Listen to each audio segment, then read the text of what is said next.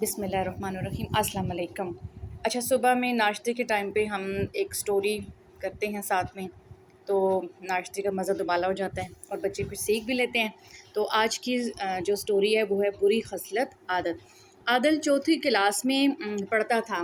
عادل کو کوئی کام وقت پر کرنے کی عادت نہیں تھی اور نہ بڑوں کا کہنا ماننے کی عادت تھی۔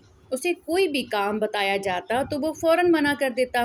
سب لوگ عادل کو سمجھاتے کہ یہ بری عادت ہے، اسے عادت کو ختم کرنا ہوگا، لیکن وہ کسی کی نہ سنتا اور نہ مانتا۔ ایک دن باجی نے عادل سے کہا بازار سے کچھ سامان لا دو، مگر اس نے فوراً منع کر دیا۔ بڑے بھائی نے کہا کتابیں لائبریری سے لا دو، تو وہ فوراً منع کر دیتا۔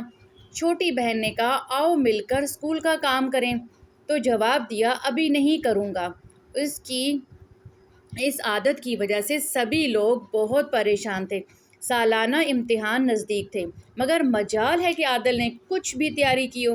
سب سمجھا کر تھک گئے، لیکن عادل نے کچھ پڑھ کر نہیں دیا، اور جب امتحان سر پر آ گئے تو اب عادل صاحب آپی کے پاس گئے اور کہا آپی آپ مجھے حساب کی تیاری کروا دیں، میرے پاس وقت نہیں۔ آپی نے جواب دیا بھیا مجھے حساب سمجھا دیں، صبح میرا حساب کا پرچہ ہے۔ عادل نے بھیا کی منت سماجت کی، مجھے ایک ضروری کام سے جانا ہے۔ بھیا نے بھی عادل کو پڑھانے سے منع کر دیا۔ عادل حیران تھا کہ سب مجھے منع کیوں کر رہے ہیں اور کوئی بھی اس کی بات نہیں سن رہا۔ صبح میرا پرچہ ہے۔ عادل پریشان ہو کر اپنے کمرے میں بیٹھ گیا۔ دادا ابا آ گئے۔ اچھا جی، کیا بات ہے، اتنی خاموشی ہے؟ دادا نے پوچھا۔ صبح میرا پرچہ ہے اور کوئی میری بات نہیں سن رہا اور نہ ہی مجھے پرچے کی تیاری کروا رہا ہے، عادل نے غمگین ہوتے ہوئے کہا۔ بیٹا اس میں غلطی آپ ہی کی ہے، دادا ابا نے اس سے کہا۔ وہ کس طرح؟ عادل نے فوراً پوچھا۔ بیٹا جب آپ کسی کی بات نہیں مانتے تو کوئی اور آپ کی بھی بات نہیں مانے گا۔ جیسا آپ نے دوسروں کے ساتھ کیا تو دوسروں نے بھی آپ کے ساتھ ویسا ہی کیا، دادا ابا نے عادل کو پیار سے سمجھاتے ہوئے جواب دیا۔ تب عادل سمجھا کہ سب لوگ اس کی بات کیوں نہیں مان رہے۔ وہ سمجھ گیا کہ وہ غلطی پر ہیں اور اس کو ایسا نہیں کرنا چاہیے۔ تب اس نے جا کر سب سے معافی مانگی اور آئندہ بڑوں کی بات پر عمل کرنے کا فیصلہ کیا۔ فائدہ۔ اب بتاؤ بچوں، اس سے کیا فائدہ ہوا؟ اس کہانی کو آپ لوگوں نے جو ہے وہ